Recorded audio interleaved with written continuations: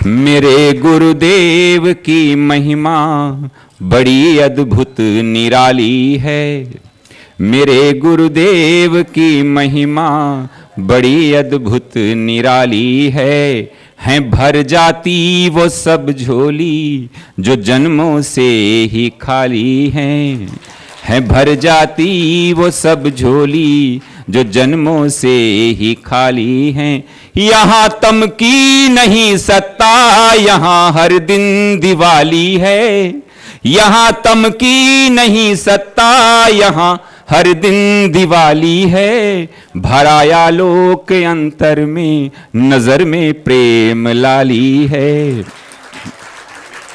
मेरे गुरुवर शिव त्रिपुरारी, जिनकी महिमा भारी नजर में छा गए हैं के दिल में समा गए हैं। हो मेरे गुरुवर शिव त्रिपुरारी।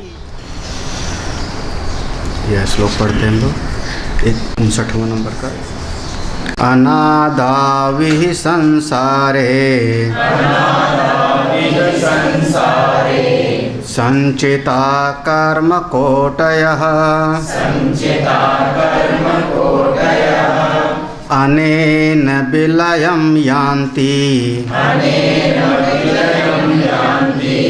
शुद्धो धर्मो विवर्धत धर्ममेघमिमं प्राहुः समाधिं योगवित्तमाः वर्षते यतो धर्म अमृतधारा सहस्रशः।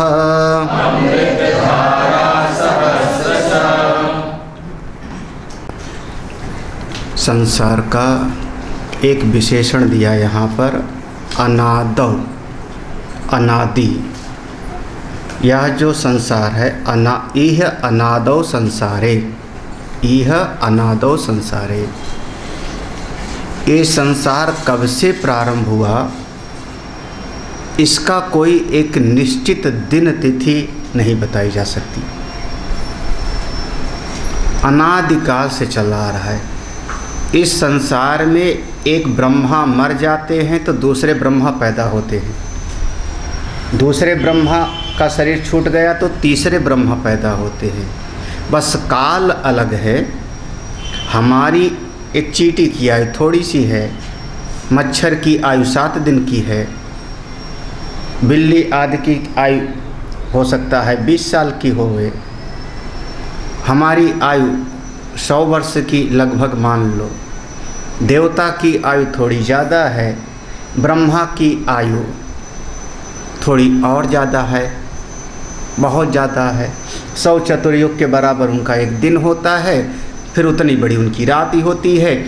100 चतुर्युग का दिन, 100 चतुर्युग की रात, उनका एक दिन, ऐसे 100 साल की उनकी उम्र है। उसके बाद दूसरे ब्रह्मा होते हैं, तीसरे ब्रह्मा होते हैं। तो ये सृष्टि का चक्र अनादिकाल से चला आ रहा है और इस अनादिकाल से सृष्टि के चक्र में हम सब जीव बनकर के फंसे पड़े हैं। पहले दृष्टांत दिया था ना, जैसे नदी में एक कीड़ा गिरा हो तो वो कीट एक भंवर से दूसरे भंवर में लुढ़कता रहता है। उसी प्रकार से यह जीव अविद्या उपहित चेतन, हम इस सूक्ष्म शरीर को जो साधन है कर्म करने का, भोग करने का, ज्ञान पाने का, उस सूक्ष्म शरीर के माध्यम से ना जाने कितने कितने तरह की कामनाएं किया है और न जाने कितने तरह की स्थूल शरीर से कर्म किया है। साधन है सूक्ष्म शरीर। सूक्ष्म शरीर में वासनाएं, इच्छाएं, कामनाएं सारी थी अनेक अनेक जन्मों में, और उनको जो जो स्थूल शरीर मिलता गया, जिस जन्म में देवता का स्थूल शरीर मिला तो देवता के शरीर में बैठ के वही सूक्ष्म शरीर ने कुछ कर्म किया। दैत्य का देह मिला तो दैत्य के शरीर में बैठ के कर्म किया। शेर का शरीर मिला, उसी सूक्ष्म शरीर को, तो शायद शेर बन के हमने हिरण को खाया होगा। अनेक अनेक संचिता कर्म कोटयः, करोड़ों प्रकार के कर्म हमने किए हैं, और जो जो हमने कर्म किया है उस कर्म का दो फल होता है। किसी भी किए गए कर्म का दो फल होता है, एक का नाम है दृष्ट फल और दूसरे को कहते हैं अदृष्ट फल। दृष्ट फल हमको तुरंत मिल जाता है, उसी क्षण मिल जाता है, और अदृष्ट फल संस्कार रूप में पड़ता है।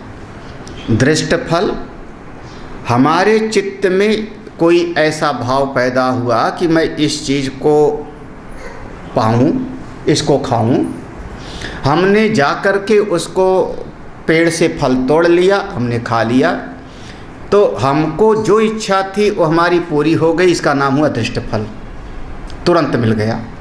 लेकिन चित्त में हमारे भीतर एक संस्कार पड़ गया, संचित रूप में चला गया कि एक दिन हमने इस जगह पर पेड़ से फल तोड़ करके खाया था। अब ये सारे के सारे अच्छे और बुरे, अच्छे और बुरे। एक भिखारी सामने आया, उस भिखारी को आपने 5 रुपया दे दिया, भोजन करा दिया, इस कर्म का दृष्ट फल हुआ। दृष्ट फल आपके चित्त को अच्छा लगा, आज हमने दिन में कुछ अच्छा काम किया, हृदय आपका गदगद होगा, ये दृष्ट फल है।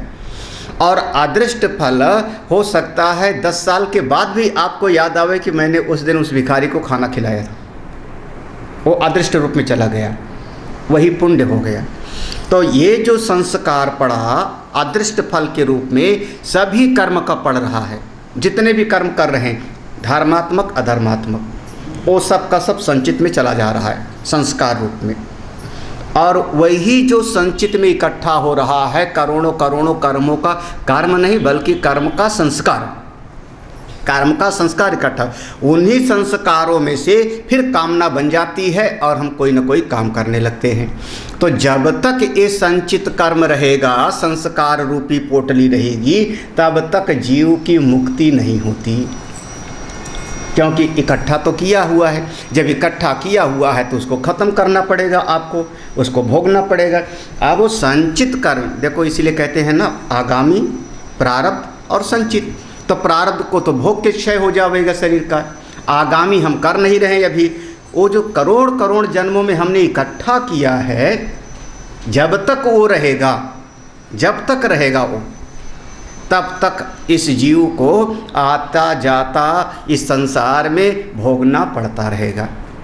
अब वो जो संचित कर्म है उसमें ज़्यादा पुण्य इकट्ठा हो गया, वो पुण्य आके हमको फल देने लगा, तो हमको कहीं मान लो सत्संग मिलने लगा, संत के पास पहुंच गए, अच्छे परिवार में मेरा जन्म हो गया, तीर्थ में पहुंच गए, और उन्हीं संचित में से ज़्यादा पुण्य पाप वाला इकट्ठा हो गया, तो हो सकता है दुष्टों के बीच में हमको रहना पड़ गया, हो सकता है हमारे जीवन में कोई न कोई तकलीफ़ आ गई, वो सब का सब वही फल दे रहा है। हाँ, वो पुण्य इकट्ठा हो गया, तब कहा कि पुण्य पुण्य बिनु मिला ही ना, हो गया पुण्य, हो गया संत मिल गए। सत, इसमें आया था सत्कर्म, जीव का सत्कर्म जब बढ़ता है तब हमको कोई न कोई ऐसे महापुरुष के भीतर करुणा होती है, तब वो जीव को निकाल के बाहर रखते हैं, सत्कर्म का परिपाक। अब ये जो कर्मों का संस्कार इकट्ठा है उसको ख़त्म तो करना होगा। कैसे ख़त्म होगा? हाँ, एक रास्ता है कि आप फिर से कर्म करो, क्योंकि शरीर में आए हैं तो फिर से कर्म करो, पूरा का पूरा एक विभाग ही है। हाँ, मीमांसा दर्शन ही, बिना कर्म किए कुछ हो नहीं सकता। लेकिन हम वो पूर्व का संचित सब इकट्ठा है, हम फिर से कर्म करेंगे, फिर से कर्म करेंगे तो फिर से हर कर्म का वही 2 फल होगा, दृष्ट फल तुरंत मिलेगा, अदृष्ट फल फिर से संचित में इकट्ठा हो जाएगा, संस्कार जाके फिर से इकट्ठा हो जाएगा। तो कर्म करने से पुण्य तो बढ़ सकता है, पाप का संस्कार तो बढ़ सकता है, लेकिन वो समाप्त नहीं हो सकता। यही कारण है कि मीमांसा दर्शन में मुक्ति नहीं मानी जाती। वहाँ पर उनके मोक्ष की परिभाषा यही, अनंत सुख।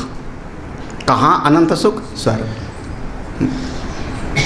उस पर भी उनके बड़े विचार हैं महर्षि जैमिनी ऋषि का। फिर उसमें प्रभाकर जी, कुमारिल भट्ट, मंडन मिश्र, अनेक अनेक बड़े बड़े हमारे सम्मानी परम पूज्य महापुरुष हुए हैं। तो अब अगर यहाँ पर कर्म है, चलो आप इस कर्म से आपको सत्संग मिल गया, आप भक्ति कर लो, आपने माला जप कर लिया, आपने भगवान की आराधना कर लिया, ये भी आपका एक कर्म हुआ।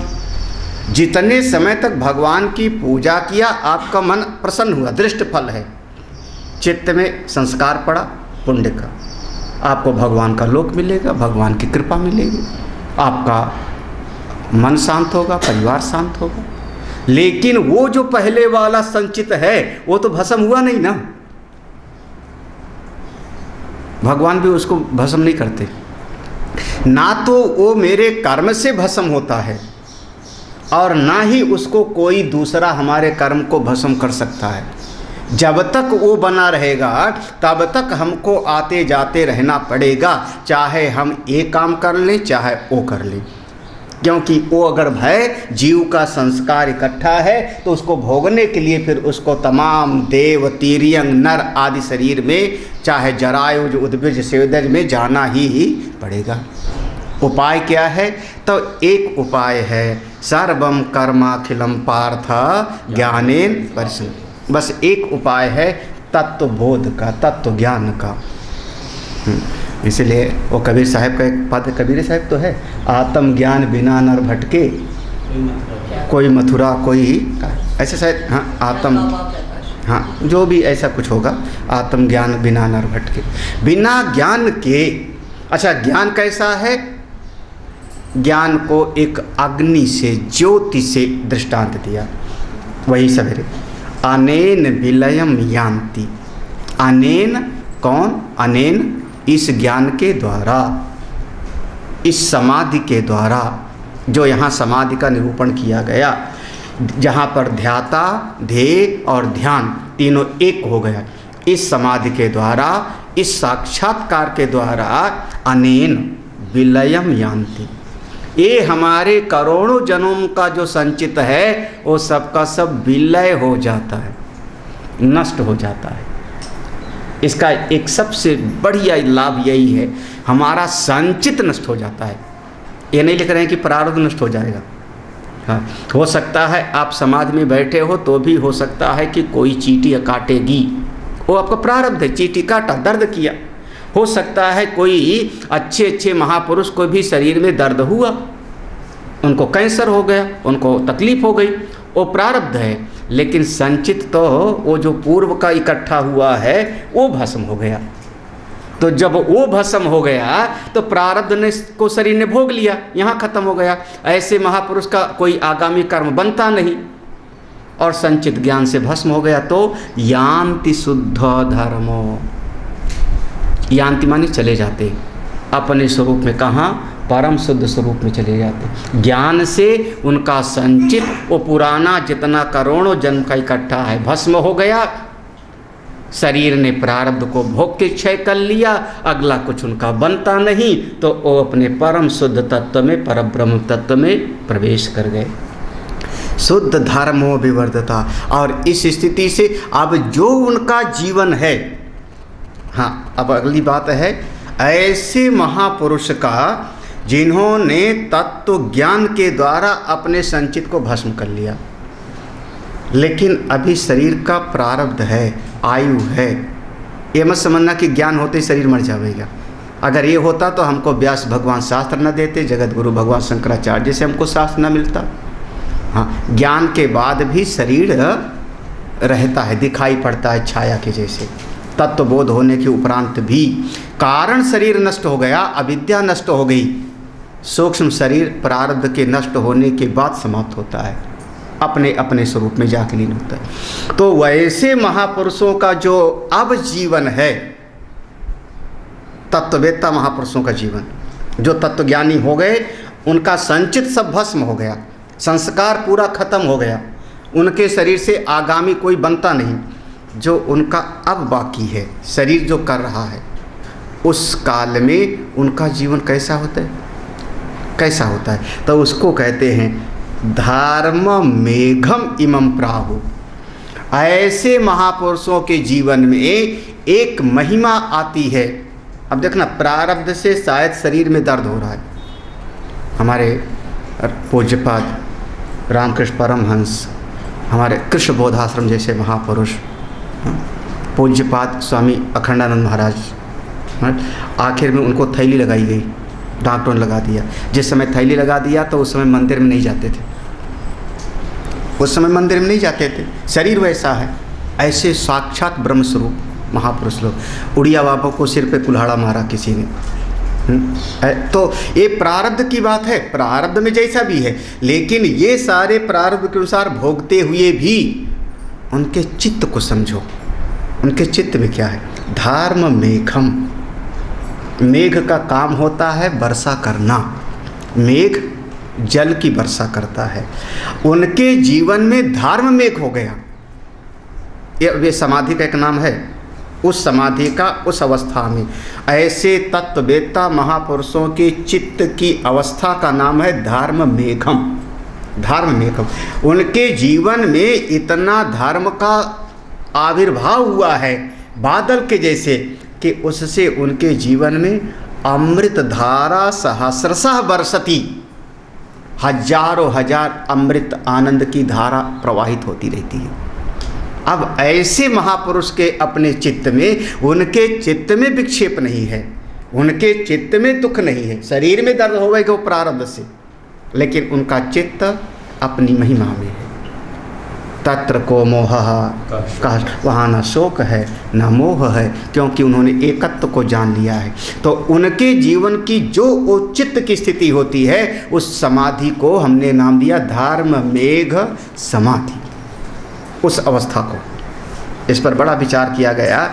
और इसमें जैसे हमारे पूज्यपाद स्वामी शिवानंद जी के बारे में कहा जाता है, ऋषिकेश के डिवाइन लाइफ सोसाइटी के और भी महापुरुषों का, कि बहुत सारा, ये हमारे यहाँ एक मुद्रा होती है जिसमें कहते हैं यहाँ से अमृत बरसता है अंदर, और अंदर ही अंदर वो अमृत का, अपने आनंद का पान करते हैं जब जीभ को पलट के और एक मुद्रा से लगा लेते हैं।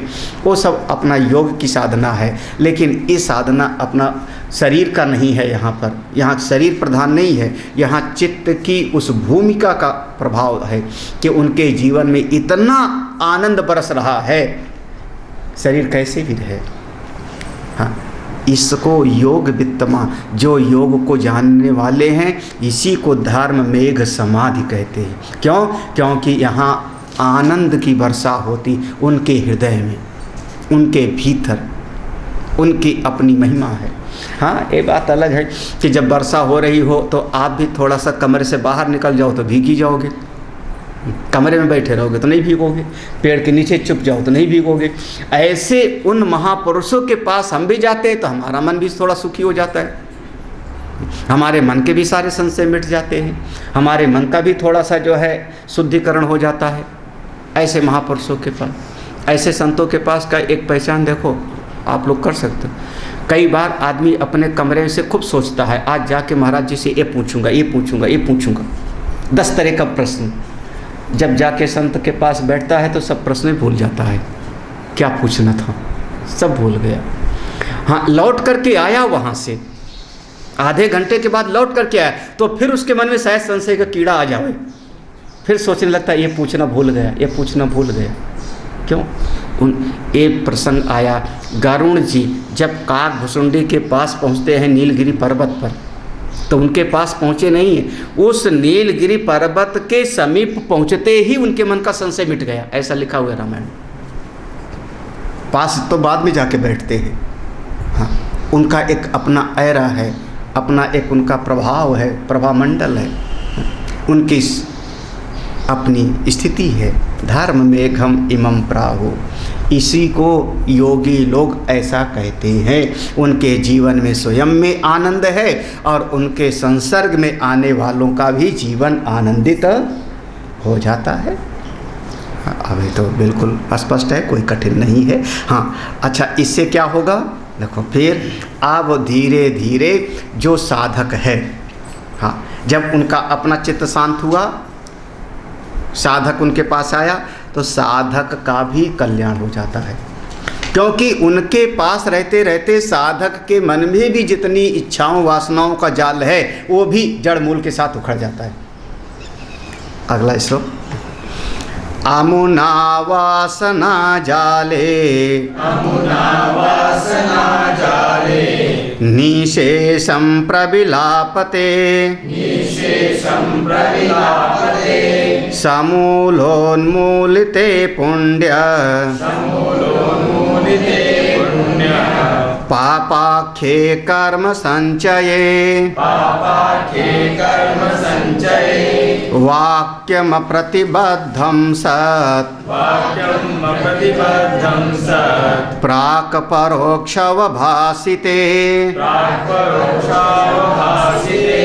करामलकवदबोधं, करामलकवदबोधम्, अपरोक्षं प्रसूयते। अपरोक्षं प्रसूयते। आमुना वासना जाले, आमुना, आमुना माने पूरा का पूरा, संपूर्ण, संपूर्ण। ये मन जितनी जगह पर दौड़ता है,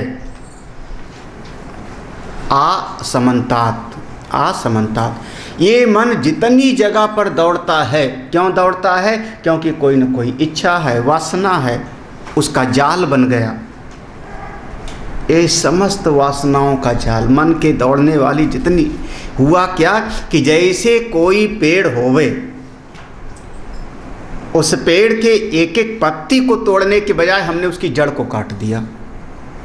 अब जड़ को काट दिया, भले पेड़ खड़ा दिखता रहे, अब उसमें नई कपोल नहीं उगेंगी, फिर उसमें से नया कोई फूल फल नहीं, जड़ कट गया तो कट गया। तो सारे संसार का जड़ ये मेरा मन है ना। आप याद रखना, ये संसार कहाँ टिका है? आपके मन पर। अभी आगे इस पर बहुत विस्तार में होगा, ईश्वर सृष्टि और जीव सृष्टि अगले प्रसंग में आवेगा। तो सारे संसार का केंद्र अगर है तो आपका मन है, जैसे स्वप्न हमारे मन पर टिका है। हाँ, इसको हम लोगों ने पुराण की भाषा में समझने के लिए एक दूसरे तरीके से कहा कि पृथ्वी कहाँ टिकी है? शेषनाग के एक फन पर। हजारों फन है शेषनाग के, एक दो नहीं, हजारों फन है। हजारों फन में से एक फन के ऊपर जैसे राई का दाना रखा हो वह तो पता भी न लगे, ऐसे शेषनाग भगवान के एक फन पर पृथ्वी टिकी हुई है। अब आजकल का जो पढ़ा लिखा बच्चा है, विज्ञान वाला, वो कहेगा सब पुराणों में गप लिखा है। हाँ बताओ, ऐसा कहाँ पर है कि एक शेषनाग बैठे हैं और उनके हजार फन है, एक फन पर पृथ्वी टिकी हुई है? वो तो मानने के लिए तैयार नहीं। हम कहेंगे मन ही हमारा शेषनाग है, हजारों हजार जो वृत्तियाँ चलती हैं वही फन है। मन हमारा जैसे यही कालीनाग है, हजारों हजार विचार उठते हैं, लाखों लाख विचार उठते हैं सवेरे से शाम तक में, और इस मन के फन पर ही, विचारों पर भी ये संसार टिका है। आपके संसार का जो मूल आधार है हमारा मन है।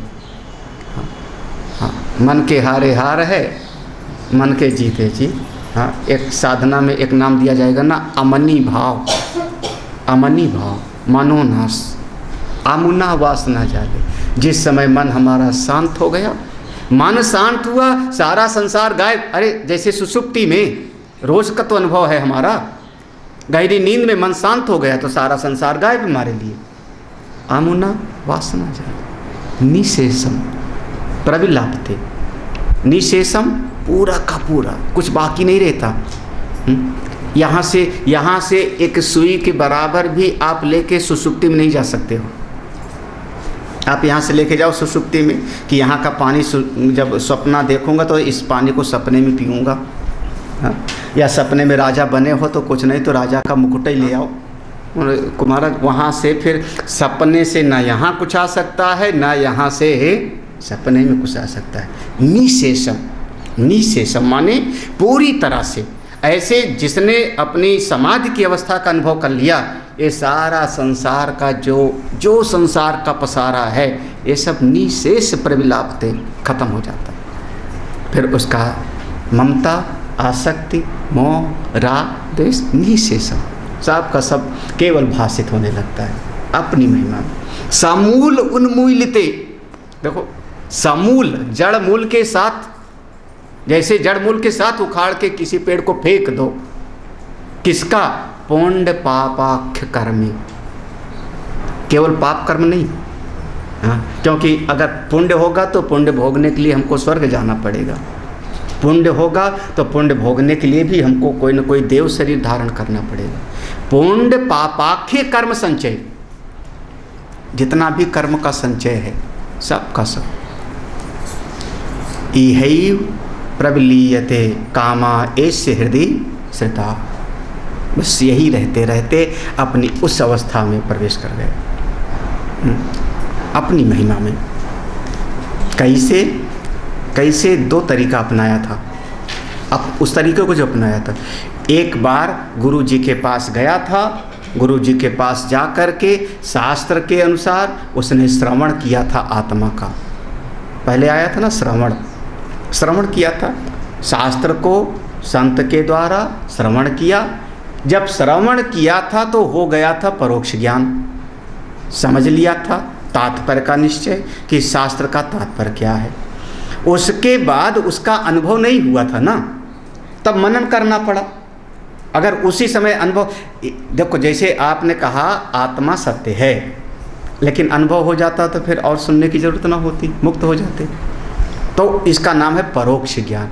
परोक्ष ज्ञान माने जो हमारी बुद्धि की समझ है, जो हमारी बुद्धि में ज्ञान है, बुद्धिगत ज्ञान को हम परोक्ष ज्ञान कहते हैं।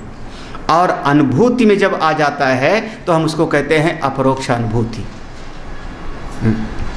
बुद्धिगत जो ज्ञान होता है ना, उससे दिशा मिलती है, प्रेरणा मिलती है, उत्साह मिलता है आगे बढ़ने का, लेकिन वही मुक्ति। बस समस्या कब होती है कि बुद्धि में जो ज्ञान है, उस बुद्धि वाले ज्ञान का अभिमान बना करके कई बार आदमी अच्छे अच्छे महापुरुष की अवहेलना कर देता है। जैसे अब ऐसा समझ लो, हम शास्त्र वाले हैं, हमको कोई बात हो तो गीता और उपनिषद या शास्त्र के अनुसार हमको कोई बताए तो लगता है। मान लो ऐसा, आप किसी ऐसे अनुभवी संत के पास पहुंच जाओ जिसने शास्त्र को पढ़ा ना हो लेकिन अनुभव कर लिया हो। जब वो शास्त्र की भाषा आपसे नहीं बोलेगा, अधिष्ठान अध्यारोप की भाषा नहीं बोलेगा, तो आपके दिल में एक बार तो होगा कुछ जमे नहीं महाराज, हमको कुछ जमे नहीं। क्यों? क्योंकि हमारी बुद्धि में थोड़ा ज्ञान ज़्यादा है, शास्त्रों को हमने ज़्यादा। यही कारण है कि विश्वविद्यालय के प्रोफेसर लोग कम आ पाते हैं। जो ज़्यादा पढ़ लिखे गया और ज़्यादा सत्संग वगैरह में नहीं आ पाता, क्योंकि उसको जैनिज्म में, बुद्ध बौद्धिज्म में, वेदांत का शंकर वेदांत क्या कहता है, फिर अमुक क्या कहते हैं, सब उसको पढ़ाता रहता है दिन भर। तो काहे के लिए आवेगा? वो तो कहता हमको सब पता है। तो बुद्धिगत जो ज्ञान होता है ना, अच्छा अब आप लोग सुन रहे हो, है ना? लेकिन पहले ही हमसे पूछा कईयों ने, स्वामी जी क्या पढ़ाओगे? अगर मांडूक्य पढ़ाओ तो आऊँ, और मांडूक्य ना पढ़ाओ तो फिर नहीं आऊँ, है ना? ऐसे पूछा ना, मांडूक्य पढ़ाओ तो हमने कहा चलो मांडूक्य नहीं पढ़ाऊँगा, बृहदारण्यक पढ़ाऊँगा। पहले यही बताया था बृहदारण्यक पढ़ाऊँगा, फिर बाद में वो भी मन हमारा बदल गया, नहीं पढ़ाता बृहदारण्यक, चलो पंचदशी पढ़ाऊँगा। मैंने कहा पंचदशी पढ़ाऊँगा। तो कईयों ने कहा, 2-3 लोगों ने कहा पंचदशी पढ़ने के लिए क्या आया ना, आसान लग रहा है। हमको तो कई बार लग रहा है कि आपको उपनिषद ज़्यादा आसान लगा होगा, छांदोग्य जब पढ़ा होगा तो। हाँ, निर्विकल्प और सविकल्प, हाँ आसान लगा क्या आया। लेकिन अब बिना इसके जो है, आदमी के चित्त में क्या हुआ, वो बैठ गया, नहीं बस हमको तो वो टॉप वाला, बस वो पकड़ में आ गया, अब क्या करना। बुद्धि का ज्ञान कभी कभी हमारे लिए प्रतिबंध बन जाता है। आपको एक बात बताऊं, गलत अर्थ में मत लेना। पूज्यपाद महाराज श्री अखंडानंद महाराज 2-3 संतों के साथ में वो गए रमण महर्षि से मिलने के लिए। 2-3 संतों के साथ गए, उनके पास जैसे कि उनका स्वभाव था, अपना चारपाई पर बैठे रहते थे रमण महर्षि। वो तो सिद्ध महापुरुष, साक्षात अपने स्वरूप में निष्ठ, जगत से पूरी तरह से निरपेक्ष। उनसे कुछ पूछा होगा, और महाराज श्री शास्त्रों के अद्वितीय विद्वान, हाँ अद्वितीय विद्वान शास्त्रों के। तो महाराज श्री ने शास्त्र के अनुसार कोई बात पूछी, और रमण महर्षि ने कहा ये शास्त्र वस्त्र का नहीं, ये सोचो कौन पूछ रहा है, पूछने वाला कौन है। वो जो पूछने वाला है उसको जान रहे हो कि नहीं, उसको खोजो। महाराज उनके पास से जब महाराज श्री आए ना, तो संतुष्ट होकर नहीं आए थे। रमण महर्षि के पास से, ऐसे महापुरुष के पास से महाराज श्री, अब मेरे लिए दोनों सवेरे शाम में उनको प्रणाम करूंगा पूजा, रमण महर्षि भी, अखंडानंद महाराज भी। लेकिन उनके पास से जब अखंडानंद महाराज वहाँ से वापस आए, तो वो रमण महर्षि से संतुष्ट होके नहीं है। ये जो बुद्धि के भीतर परोक्ष ज्ञान है, कई बार बाधा दे देता है। और नहीं, हमको तो ज़्यादा पता है, हमने ज़्यादा, तो कभी कभी अपनी बुद्धि की थोड़ी समझ होती है ना, वो हमारे लिए जो है प्रतिबंध, रोड़ा बन जाती है, बाधा बन जाती है। चित्त की उस मना स्थिति को समझना। और मन जब आपको लगने लगेगा कि मैं कुछ ज़्यादा समझ गया ना, तो ये परोक्ष ज्ञान है, बुद्धिगत, मैं कह रहा हूँ बुद्धि का ज्ञान। बुद्धि का ज्ञान परोक्ष ज्ञान है, और वो हमको अपने अनुभव से, साधना से दूर कर देता। आप इतना समझो ना, इतना मत सुनो, इतना समझो, लेकिन उसको चित्त में बिठाओ ना, उसको अनुभव में उतारो, अपरोक्षता की दृष्टि से देखो वो चीज़। यहाँ पर वही बात है, वाक्यम अप्रतिबद्धम सत् प्राक परोक्ष अवभासिते। वाक्यम अप्रतिबद्धम, अप्रतिबद्धम माने हमने जो अपने गुरुदेव से वाक्य सुना, जब हम श्रवण करने गए थे वाक्यम, और गुरुदेव ने जो हमको अप्रतिबद्ध, बिना रुके, बिना किसी संशय के, बिना किसी संदेह के जो हमको उन्होंने सुनाया, उससे हमको बुद्धि में कुछ समझ में आया था। क्या? प्राक, पहले, परोक्ष अवभासिते, पहले हमको परोक्ष समझ में आई थी, लेकिन अपरोक्ष अनुभव हुआ नहीं था। जब हमने मनन किया, याद करना उपनिषद का, उपनिषद में, सभी उपनिषदों में गुरुजी ने कह दिया ना, यतो वा इमानि भूतानि जायन्ते येन जातानि जीवन्ति यत् प्रयन्त विषम विशन्तीति तद् ब्रह्म तद् विजिज्ञासस्व। कैसे? तपसा ब्रह्म विजिज्ञासस्व। हे शिष्य, तपस्या करो, उसी को तुम ब्रह्म जानो। फिर अब जब जंगल में गया वो, तो किया क्या वहाँ पे? मनन निधिध्यासन, वही तपस्या है। मनन निधिध्यासन ही तपस्या है। जल में खड़े होकर के तपस्या नहीं है ब्रह्म विद्या की, आग जला के तपस्या नहीं है, ये मनन चिंतन ही उसकी साधना है। अपने मन को साधना ही तपस्या है, अपने जीवन को नियंत्रित करना ही साधना है, यही तप है। और फिर लौट करके आता है केनोपनिषद में, तैत्तिरीय उपनिषद में, छांदोग्य में, सभी शास्त्रों में। जब मनन किया उसने, फिर निधिध्यासन किया, निधिध्यासन जैसे समाधि हो गई उसकी, वो समाधि आ गई, फिर धर्म में समाधि वाली स्थिति पर पहुंचा, तब करा मलकवत बोधम अपरोक्षम प्रसूयते। फिर हस्ता मलक के जैसे, जैसे हाथ पर आंवला रख दो तो दिखाई पड़े, सामने माइक स्पष्ट दिख रहा है। जो अपरोक्ष होता है ना, अपरोक्ष की कोई याद नहीं करना पड़ता।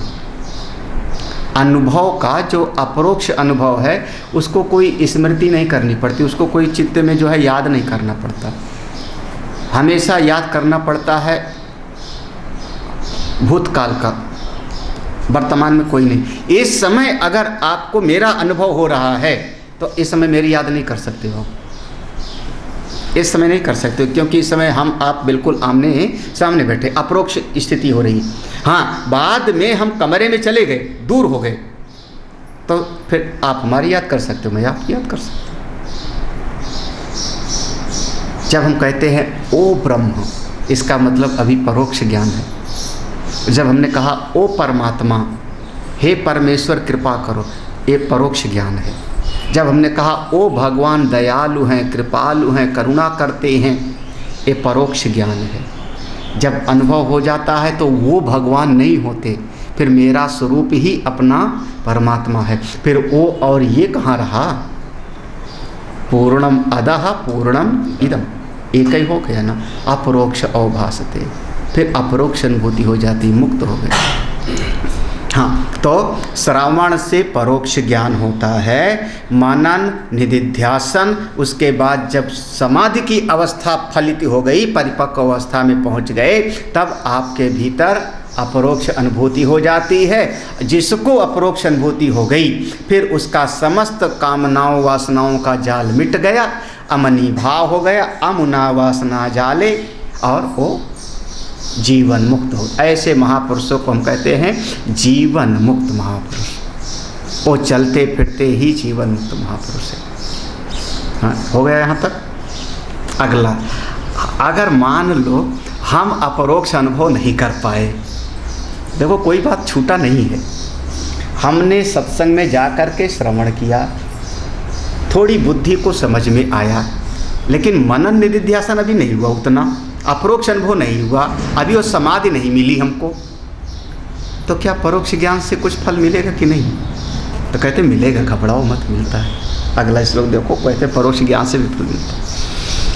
परोक्षम ब्रह्म विज्ञानम, परोक्षं ब्रह्म विज्ञानम् शाब्दम देशिक पूर्वकम, शाब्दं देशिकपूर्वकम् बुद्धिपूर्वकृतं पापम, बुद्धिपूर्वकृतं पापं कृष्णं दहति वह्निवत्। कृष्णं दहति वह्निवत्। देखो, जब आप परोक्ष ज्ञान प्राप्त करते हो तो परोक्षम ब्रह्म विज्ञानम, ब्रह्म के विषय में जितना आपने सत्संग सुना, स्वाध्याय किया और परमात्मा का, ब्रह्म का श्रवण करके समझा, कहाँ पर? बुद्धि में। बुद्धि में जो समझ है वो परोक्ष है। हाँ, समझा। कैसे समझा? शाब्दम, शाब्दम महावाक्यों से, शास्त्रों के वाक्य से, और किसी महापुरुष ने हमको समझाया देशिक पूर्व। अच्छी प्रकार से जब आपने परोक्ष ज्ञान प्राप्त किया, एक फल तत्काल मिला।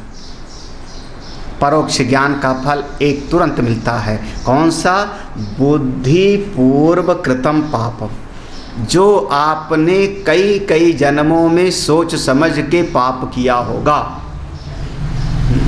सोच समझ के, बुद्धि पूर्वक, वो सब का सब दहति वह्निवत् कृष्णम, कृष्णम मतलब संपूर्णम सर्वस्वम, समस्त पापों का भस्मीभूत हो जाता है।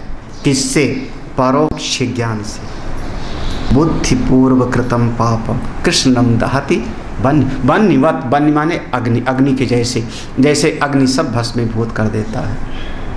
असल में इस जगत में देखो, अब चूंकि आप लोग पंचदशी स्वाध्याय कर रहे हो और साथ ही साथ ब्रह्म विद्या में हो, ब्रह्म विद्या के मार्ग में हो, तो हमारे समाज की मन की अवधारणा के अनुसार ही पाप और पुण्य का विभाग होता है। चित्त में पाप और पुण्य की जो स्थिति है, उसकी कोई निश्चित धारणा नहीं है। हमारे चित्त ने कहा पुण्य है तो पुण्य है, चित्त ने कहा पाप है तो पाप, बस इतना में समझ लो। अन्यथा समाज में एक ही क्रिया, एक ही घटना एक समय पर पुण्य हो जाती है और वही घटना दूसरे समय पर पाप हो जाती है। इसीलिए पुण्य और पाप को क्रिया में हमने नहीं देखा है, ब्रह्म विद्या में भाव में देखा है, जबकि मनुस्मृति में क्रिया में देखा जाएगा। मनुस्मृति जो हमारा धर्म शास्त्र है, धर्म शास्त्र हमारे जीवन को अनुशासित करता है। तो धर्म शास्त्र का काम है हमारे जीवन को अनुशासन में रखना। तो धर्म शास्त्र क्रिया में दिखाएगा कि ये एक काम मत करना, लेकिन अध्यात्म शास्त्र वो कहता है भाव में पुण्य और पाप होता है। अच्छा, गाय का दूध निकालना पाप है कि पुण्य? गाय का भैंस का, इस पर बहुत बड़ा विवाद है, बहुत बड़ा विवाद है इस पर, क्योंकि गाय के दूध पर हक उसके बछड़े का है ना, हक तो उसका है, उसका बच्चा है। हाँ, और आपने क्या इमोशनल ब्लैकमेल किया बेचारी गाय को, भावनात्मक दोहन। उसके बछड़े को पास ले गए, उसका बछड़ा दूध पीने लगा, तब उसके भीतर वात्सल्य का भाव मड़ा, सारा दूध उसके थन में आ गया। जैसे उसके थन में दूध आया तो आपने उसके बछड़े को वहाँ से हटा लिया। तो आपने तो गाय को धोखा दिया, उसके दूध को निकाल लिया, उसके बछड़े का हक मारा। इस पर बहुत विचार है, बहुत बड़ा विवाद है इस पर। आप नहीं कह सकते हो कि पुण्य है कि पाप है। इस जगत में बहुत बड़ी स्थिति हो जाएगी विचार करोगे तो। इसलिए भाव जगत को हम लोग देखते हैं, भावग्राही जनार्दन, भाव में क्या स्थिति है आपकी। हाँ, बुद्धिपूर्व कृतम, इस भाव देखना शब्द क्या है, बुद्धिपूर्व। हाँ, आपकी बुद्धि में कौन सा संस्कार बैठा है। जब आपने बैठ करके हवन किया, हाथ में जल लिया, आचमन किया, आहुति दिया, तो आपके चित्त में एक भाव पैदा हो रहा है कि मैं पुण्य कर्म कर रहा हूँ, आज मैंने अच्छा काम किया, देखो 5 आहुति हमने। वो जो चित्त में पैदा हुआ ना, वही आपका वो पुण्य हो गया, वही पुण्य हो गया। और अगर चित्त में वो भाव न पैदा हो, कोई आदमी सोया हुआ हो और उसके हाथ से आहुति दिला दो तो फिर वहाँ पुण्य का सृजन नहीं होगा। पुण्य का सृजन चित्त की भावना में होता है। समस्त पापों का, जितने भी पाप आदि कर्म हैं, परोक्ष ज्ञान उनको भस्मीभूत कर देता है। इसलिए जितने समय तक श्रवण करते हो उतने समय तक आप शुद्ध हो। ब्रह्म विद्या का जब विचार करते हो तो अपने शास्त्र में लिखा है, अपने शास्त्रों का वर्णन है। हमारे पूज्य गोस्वामी जी तुलसीदास जी महाराज लिखते हैं, तुलसीदास जी ने लिखा कि किसी सांप के फन पर एक सरसों का दाना रख दो तो जितनी देर तक, क्योंकि सांप हिलता डुलता रहेगा, सरसों का दाना ज़्यादा देर टिकने वाला है नहीं, तो जितनी देर तक सरसों का दाना उसके फन पर टिकता है, उतनी देर तक भी अगर किसी साधक का मन भगवान राम से लग जावे, मैं उसका दास हो जाऊंगा। उतनी देर तक भी, एक क्षण भी। श्रुति भगवती ने कहा, पूज्यपाद स्वामी जी ने उसको टीका में लिया, क्षणम एकम, श्रुति का सिद्धांत, क्षणम एकम क्रतु सतस्य अपि, एक क्षण भी आपका चित्त उस समाधि अवस्था में, शांति अवस्था में जाता है, क्रतु सतस्य अपि, सैकड़ों प्रकार के किए हुए कर्मों के दोष को वो भस्मीभूत कर देता है। इसलिए जो भाग्यशाली होते हैं, बहुत प्रारब्ध जगता है, पुण्य कर्म जगते हैं, तभी ये सब शास्त्रों के श्रवण का मौका मिलता है। हाँ, देखने को मौका मिलता है, श्रवण करने को मौका मिलता है। हम लोग भगवान के कितने ऋणी हैं, कितनी उनकी कृपा है, कम से कम सुन तो रहे हैं। आज समझ में परोक्ष ज्ञान तो हो रहा है ना, जब अपरोक्ष अनुभव होगा तो वो भी हो जाएगा। आज इतना तो है इस समाज में। हमारे मान लो अपने भारतवर्ष की इतनी भारी जनसंख्या, ब्रह्म विद्या का विषय बहुत कम जगहों पर सुनने को मिलता है। ब्रह्म विद्या का विषय तो गायब ही हो गया, आश्रमों में है गया, केवल आश्रम में पढ़ाए जा रहे, वो भी 2-4 आश्रम में। ईश्वर की कृपा है इसमें। हाँ, अच्छा, जब अपरोक्ष अनुभव हो जाएगा तो तब तो तुम मुक्ति हो गए। हाँ, तो परोक्ष ज्ञान हमारे जीवन को शुद्ध कर दिया, पूरे समस्त कर्मों को स्वाहा करके पवित्र कर दिया। अपरोक्ष ज्ञान हमारी अविद्या का नाश कर देता है। वो जो मूल चीज़ बैठी थी, अविद्या उपहित चेतन, अविद्या के कारण हम जीव बन गए थे, वो अविद्या जब तक बैठी रहेगी, देखो याद है ना, अविद्या काम और कर्म, इसी को हम ग्रंथि कहते हैं। हाँ, चित जड़ जो ग्रंथि, अविद्या काम कर्म ग्रंथया संसारा, इसी का नाम हम लोग संसार कहते हैं। अविद्या, कामना से कर्म। हाँ, तो कामना और कर्म को तो स्वाहा कर दिया परोक्ष ज्ञान में, लेकिन वो अविद्या ज्यों की त्यों विराजमान। जब अनुभूति हो जाती है तो अविद्या भी नष्ट हो जाती है। अपरोक्षयात्म विज्ञानम शाब्दं देशिकपूर्वकं शाब्दं देशिकपूर्वकं संसारकारणज्ञान संसारकारणज्ञान तमसश्चण्डभास्करः। तमसश्चण्डभास्कर। देखो ऊपर के श्लोक में भी शाब्दम देशिक पूर्वकम, नीचे श्लोक में भी है शाब्दम देशिक पूर्व। शाब्दम मतलब शास्त्रों को, शास्त्र के वाक्यों को कैसे, देशिक पूर्व, परंपरा से, गुरु परंपरा से, अपनी मर्जी से नहीं। अपनी मर्जी से हमको समझ में ही नहीं आएगा।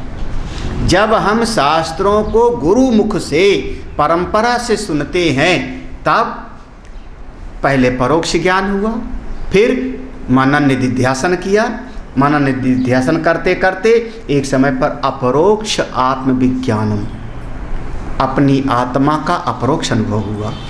और जब अपनी आत्मा का अपरोक्ष अनुभव हुआ, तब जिस क्षण अपरोक्ष अनुभव होता है उसी क्षण संसार कारण अज्ञान तमसः, पूरे संसार का जो मूल कारण है अंधकार तमस, वो सबका सब चंड भास्कर, जैसे प्रचंड सूर्य देवता की रश्मि आवे, सूर्य देवता आकर के उदित हुए और सारा रात्रि का अंधकार गायब, ऐसे सारी अविद्या नष्ट हो जाती है। वो फिर जीवन मुक्त महापुरुष हो गए।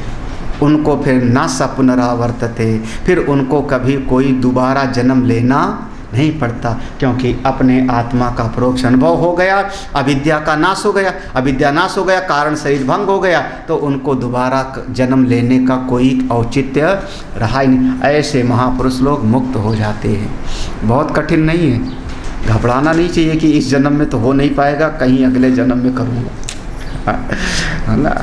बस लगन की कमी है, हाँ, थोड़ा लगन की कमी है। भाई एक बच्चा जब एक विद्यालय में जाता है पढ़ने के लिए, तो उसको ककहरा भी सीखने में, काखा गाघा सीखने में भी 1 साल तो लगता ही है ना, हाँ। और साल भर रोज आप, हफ्ते में 5 दिन तो आप ले जाके छोड़ रहे हो स्कूल, उसको लेने जा रहे हो बच्चे को। साल भर में सीखा कितना? काखा गाघा ही सीखा, ABCD सीखा, 1 साल लगा। 1 साल आप ले गए। और उतना ही नहीं, स्कूल में नहीं, घर में दादी भी पढ़ाती थी, का से कमल, खा से खरगोश, हाँ, माँ भी पढ़ाती है, बड़ा भाई भी पढ़ाता है। उसके बाद इतना सीखने को मिलता है। हम लोग इस वेदांत के ज्ञान के लिए समय कहाँ उतना दे पाते। एक बच्चा परीक्षा पास करने के लिए जितना परिश्रम करता है, उसका आधा तो करें हम, हाँ, 3/4 तो समय दें, तो कठिन नहीं है। हमारी थोड़ी लगन में कमी है। अगर हम चाह लेना तो कोई ऐसा नहीं, ये अपनी बात है, ये मेरी अपनी बात है। बाहर कोई चीज़ है खरीद के लाना हो तो वहाँ 10 पापड़ बेलना पड़ेगा, पैसा चाहिए, जाना पड़ेगा, वो चीज़ उपलब्ध होवे। कई बार दुकान वाला कहता है नहीं, मंगा दूंगा, एड्रेस लिखा दो, तो अनेक है। ये तो अपना अपना स्वरूप है, अपनी आत्मा है, तो प्राप्त से प्राप्ति है, तो कोई कठिनाई नहीं। ऐसा अपरोक्ष अनुभव हो करके फिर उसको दोबारा, क्योंकि अविद्या मिट गई, संसार का, हाँ, उस अंधकार को मिटाने के लिए कुछ नहीं करना है, हाँ, याद रखना, अंधकार को मिटाने के लिए नहीं कर रहे हो। इस पर बृहदारण्यकोपनिषद में बहुत चर्चा की गई है, खूब चर्चा की गई, जबरदस्त यहाँ पर भाष्य है, उसका नाम ही है घट भाष्य। बृहदारण्यक में एक भाष्य है तो उसका अलग से नाम रख दिया है घट भाष्य, हाँ। तो उसमें करीब जो है 15-20 पेज में जो है बस घट घट ही चलता है, हाँ। तो वहाँ पर बताया, जब आप प्रयास कर रहे हो काय के लिए, प्रकाश लाने का प्रयास कर रहे हो ना, चाहे माचिस की तीली जलाओ, चाहे आप चकमक पत्थर से लगाओ, किसको प्रयास कर रहे हो? प्रकाश लाने का। अंधकार को भगाने के लिए हम थोड़े प्रयास कर रहे हैं। जैसे प्रकाश आया, अंधकार तो अपने आप दूर हो जाएगा। प्रकाश लाओ, आत्मविज्ञान लाओ। अविद्या को मिटाने जाओगे तो परेशान हो जाओगे, हाँ, मिटाना ही नहीं आपको। आप आत्मविज्ञान लाओ ना, अपरोक्ष अनुभव लाओ, वो तो अपने आप ही चला जाएगा। अपरोक्ष आत्मविज्ञानम, बस अविद्या तो अपने आप अंधकार के जैसे दूर हो जाती है। इस प्रकरण का, पहले प्रकरण का अंतिम श्लोक है ना। चलिए पहला प्रकरण आज हम लोग पूरा कर रहे हैं। इत्थं तत्त्वविवेकं विधाय विधिवन्मना समाधाय विगलित संस्कृतिबंध प्राप्नोति। नहीं, ये छंद बदल गया ना, छंद नहीं। ये जो छंद हम लोग पढ़ते हैं, त्वमेव माता च पिता त्वमेव, उस छंद में पढ़ा जाएगा। हाँ, इत्थं तत्त्वविवेकं विधाय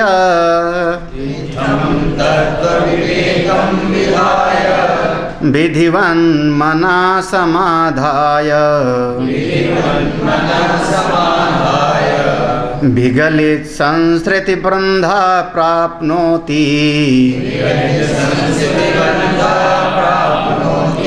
परम पदम नरो न चिरात्। इत्थम, इस प्रकार से, इस पहले प्रकरण का नाम है तत्व विवेकम। हमने इस तत्व विवेक का निरूपण किया। कौन सा तत्व? प्रत्यक तत्व, अपने भीतर जो तत्व है, प्रत्यक्ष नहीं। प्रत्यक्ष हम कहते हैं जो नेत्रों के सामने है उसको हम कहेंगे प्रत्यक्ष, जो सामने है उसको हम कहते हैं प्रत्यक्ष, और जो हमारे भीतर है, नेत्रों के भीतर है जो शक्ति, उसको हम कहेंगे प्रत्यक्ष। कान ने जो शब्द सुना वो है प्रत्यक्ष, और कान को सुनने की शक्ति जिससे मिली उसको हम कहते हैं प्रत्यक। तो ये अपनी आत्मा का तत्व का विवेक जो हमने बताया, इसको विधिवत अच्छी प्रकार से सुनो, समझो, और मनः समाधाय, मन को शांत करके, मन को अच्छी तरह से एकाग्र करके इसको भीतर बिठा लो। परिणाम क्या होगा? विगलित संस्कृत बंधा, संसार के सारे बंधन सड़ जाएंगे, गल जाएंगे। कोई रस्सी से बंधन है हाथ पांव में और रस्सी सड़ जावे तो बताओ बंधन कितनी देर टिकेगा? रस्सी सड़ जावे आपकी। हाँ, कई बार जो कपड़ा वगैरह बहुत सड़ जाता है तो ऐसे ऐसे जो है वो टपक जाएगा। विगलित, विगलित माने सड़ जाना, नष्ट हो जाना, अपने आप गल के नष्ट हो जाता है संसार का बंधन। प्राप्नोति परम पदम, और जो साधक ऐसा कर लेता है परम पद को प्राप्त कर लेता है। ना चिरात, देरी नहीं होगी। चिरात माने देरी, देरी नहीं होगी। ना चिरात, तत्काल ज्ञान प्राप्त करते ही उसकी मुक्ति हो जाती है। यहाँ पर फलश्रुति हो गई, पहला समाप्त हुआ और अब दूसरा प्रकरण शुरू होता है। दूसरे प्रकरण का नाम है पंच महाभूत विवेक। देखो, पहले का नाम था प्रत्यक तत्व विवेक, दूसरे का नाम है पंच महाभूत। ये पांच महाभूत क्या है? आप सबको तो रटा पड़ा है, छित जल पावक गगन समीरा, इतना तो याद है ना। पृथ्वी जल अग्नि वायु आकाश, पांच महाभूत हैं महाराज। इन्हीं पांचों महाभूतों से सारा कुछ बना है।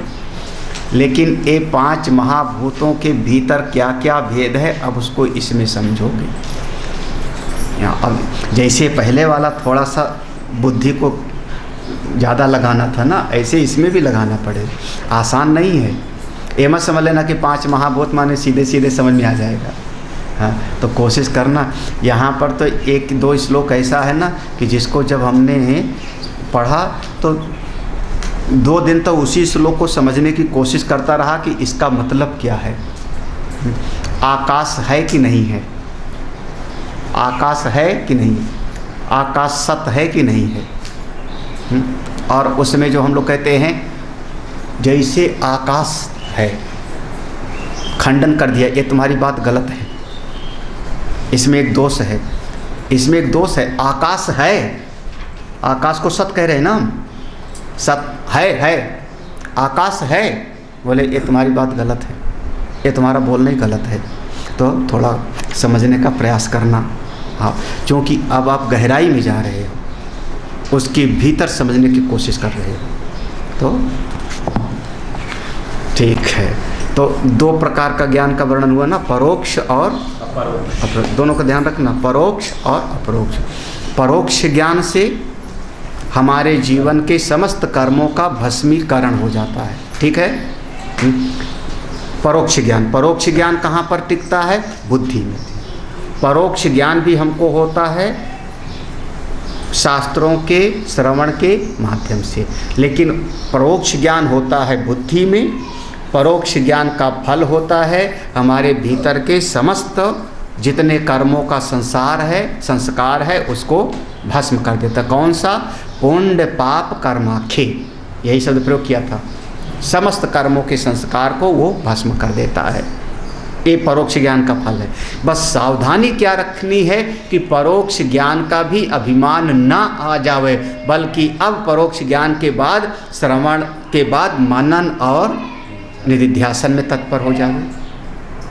हाँ, जब मनन और निधिध्यासन में तत्पर हो जावेगा, लग जावेगा, तो निधिध्यासन करते करते वो समाधि की स्थिति में उसका परिपक्व हो जाएगा, जहाँ पर एक आनंद धर्म मेघ समाधि, उसके जीवन में आनंद। जिस समय उसका समाधि स्थिति हुई, आनंद अपरोक्ष अनुभूति हो गई, अपरोक्ष अनुभव हुआ जीवन में, फिर उसका कभी दोबारा जन्म नहीं होता। क्यों नहीं होता? क्योंकि अविद्या नष्ट हो गई।